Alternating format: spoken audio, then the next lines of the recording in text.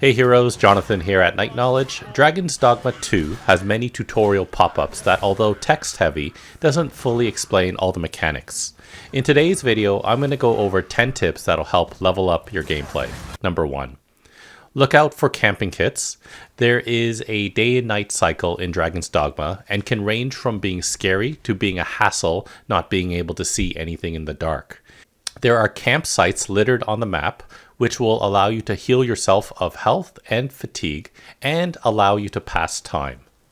Number 2, keep your encumbrance light.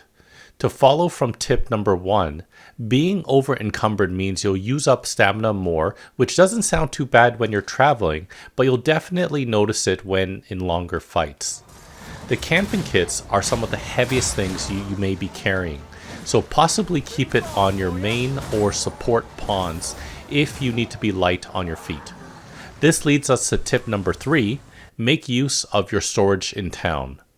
Finally, a game that right off the bat has unlimited storage space and is linked, so put all those extra crafting materials in your storage with the amazing added bonus of being able to craft from it and enhance your equipment as well, so you don't need to remember what you need and lug it with you.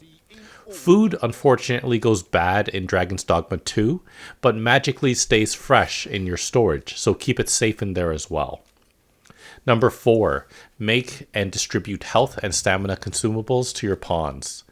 Using the tip from number 3, you can move all the resources that both you and all your pawns collect into your storage and then combine them into consumables. Everything crafted, even from the storage, will appear in your inventory, at which point you can divide them so you don't have to worry about your pawns falling in battle prematurely. Number 5. It doesn't spell it out in the game, but using a controller, you can press the left bumper button and the keypad that you use for orders to use a health or stamina consumable. Up for health, down for stamina.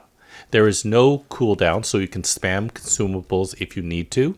You can even chug potions that removes debuffs while knocked down or asleep. Simply select the left bumper and left on the keypad, and the inventory screen will pull up, and you can select the potion that you need. Number 6, make use of orders. Throughout your travels, you'll hear your pawns suggest things like, oh, there's a chest that I can get to, or I know of a treasure nearby. By using the up, go order, they'll run and lead you to it. Mages with the levitation ability can float to higher locations for you, sometimes lowering ladders for you. I often use the down, come to me order when they get a little too far behind. Number 7. Switch your pawns often, looking for special pawn quests that you can complete as well.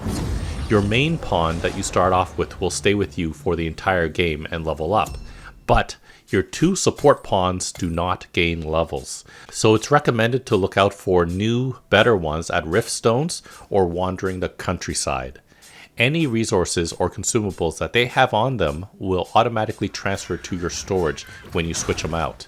Bear this in mind if they're the pawn carrying the camping kit, which is why I normally keep it on my main pawn rather than a support pawn.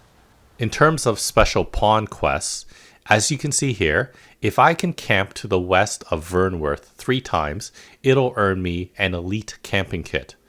You can create your own pawn quests, which will earn you rift crystals whenever you rest at an inn.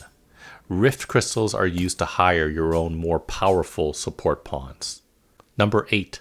As mentioned before, night may suck, but it does make it easier to see the golden trove beetles in the wilderness.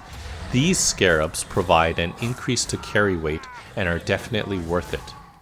Don't forget to use your left bumper and right keypad to turn on what seems to be, but isn't, your limitless lantern. Number 9. Every 3 Wakestone shards creates a complete Wakestone that allows 1 free revive for your main character in Dragon's Dogma 2. If you push through the storyline quick enough, you'll earn an item that allows you to see where shards are located on both the map and minimap. Without spoiling it, look for a quest that sends you to the east of the capital city. My number 10 tip is more of a suggestion about party composition, and it's to have a mage and an archer in your party, whether that's you or your pawns. The mage will have healing spells that'll save you on using consumables, while the archer is adept at taking down the numerous flying creatures that makes melee combat a bit of a pain.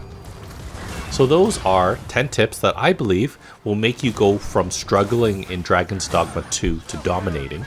I hope it helps you out. Let me and your fellow Arisen know what tips you'd add. Check out the rest of my channel for other videos on Dragon's Dogma 2, video games, board games, and other fun things. Thanks for watching, and I'll see you next time.